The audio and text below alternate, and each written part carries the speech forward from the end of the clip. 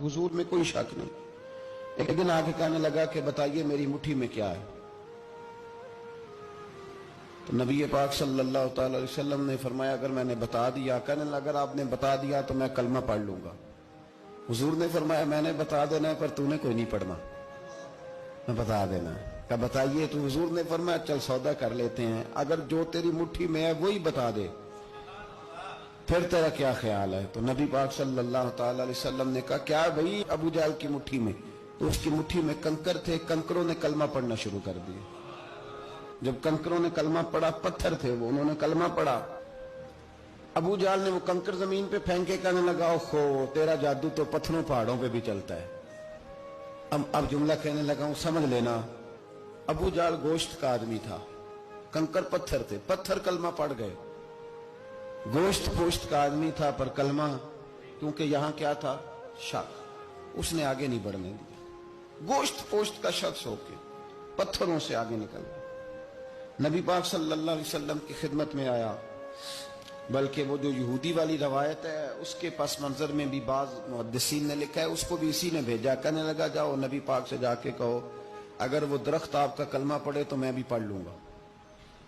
दरख्त, अब दरख्त होते तो जानदार हैं पर कलमे तो कोई नहीं ना पढ़ते।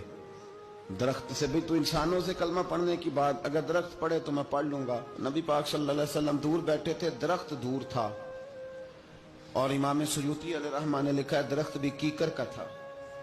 नबी पाक सल्लल्लाहु अलैहि वसल्लम ने फरमाया उस यहूदी से कि तू जाके दरख्त को कह कि तुझे नबी पाक बुलाते हैं।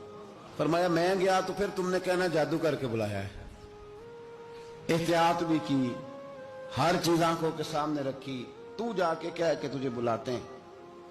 वो बंदा गया, जाके कहने लगा, और इमाम सयूती ने इसको लिखा है, कहने लगे उसने नबी पाक का नाम भी नहीं लिया, क्योंकि अबू जहल एंड कंपनी को पता था कि मुस्तफा के नाम में भी बड़ी बरकत है। खाली नाम भी नहीं लिया, कहने लगा दरख्त वो जो सामने बैठे हैं ना वो तुझे बुला रहे, नाम नहीं लिया हुजूर का। वो जो सामने बैठे हैं ना, जाअत ले दावत हिल अशजारु साजिदतन।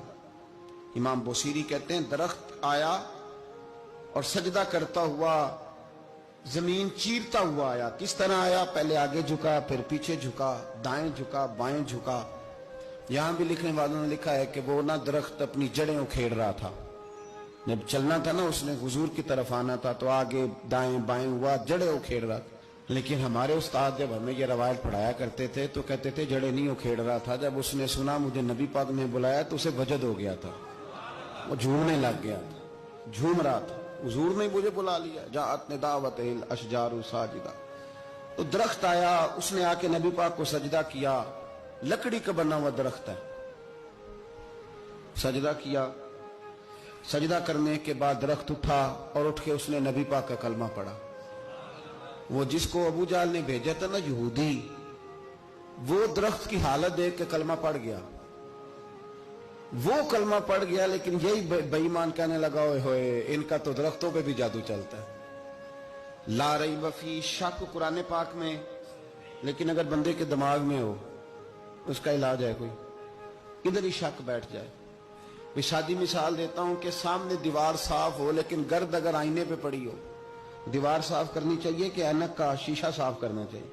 सारी जिंदगी लोग दीवार साफ करते गुजार देते, सारी जिंदगी तराश खराश करते गुजार, अपनी मर्जी की पेंटिंग करते गुजार देते हैं, पर अपनी आंख की पुतली साफ नहीं करते।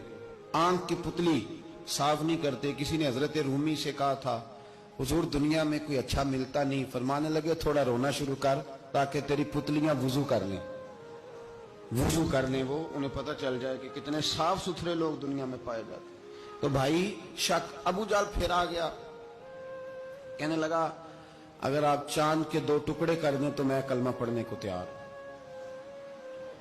अच्छा यहां भी बड़ी मजे की बात है। अल्लाह ने पहले कह दिया नबी पाक को कि इन्नल्लज़ीना कफरू सवाउन अलैहिम आ अनज़रतहुम अम लम तुनज़िरहुम ला युमिनून। महबूब ये जिनकी किस्मत में कुफर है ना, आप इन्हें डराएं चाहे ना डराएं, ये ईमान नहीं लाएंगे। कंकरों ने भी कलमा पढ़ लिया, दरख्तों ने भी पढ़ लिया, सारा कुछ हो गया, और अल्लाह ने भी कह दिया कि महबूब इस बेईमान ने कलमा नहीं पढ़ना। पर हुजूर ने फरमाया ये पढ़े ना पढ़े हमने मैदान नहीं छोड़ना। जितनी दफा आएगा ना ہم اسے ضرور معجزہ دکھائیں، جتنی دفعہ ہے ہم کیوں میدان چھوڑ. آگے کہنے لگا جی اگر چاند کے 2 ٹکڑے کر دیں تو اقتربت الساعۃ وانشق القمر.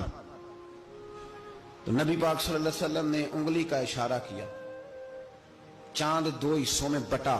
کوہ صفا ایک پہاڑی تھی مکے میں، آدھا ٹکڑا پہاڑی کی اس جانب ہوا، آدھا اس جانب. یعنی وضاحت کی اللہ کریم نے کہ ایسے نہ ہو کہ یہ کہہ دی وہ تو ایسے بالکل شک ہوا تو مل گیا، پتہ نہیں میری آنکھوں پہ جادو ہو گیا، ملا ہے کہ نہیں ملا. جب ٹوٹا تو حدیث پاک میں آتا ہے کہ آدھا چاند کوہ صفا کی ادھر گیا اور آدھا تو پہاڑی تھی، چاند نیچے آیا، پہاڑی کے گرد گھوما، آگے جا کے ملا. یعنی وقفہ دیا گیا باقاعدہ دیکھنے کا، سمجھنے. پوری دنیا میں جتنے لوگ اس وقت چاند دیکھ رہے تھے، ہندوستان تک روایتوں میں ملتا ہے کہ لوگوں نے گواہی دی کہ ہم نے چاند ٹوٹتے دیکھا ہے. زمانہ مان گیا، لوگوں کی چیخیں نکل گئیں، لوگ قدموں میں گر گئے.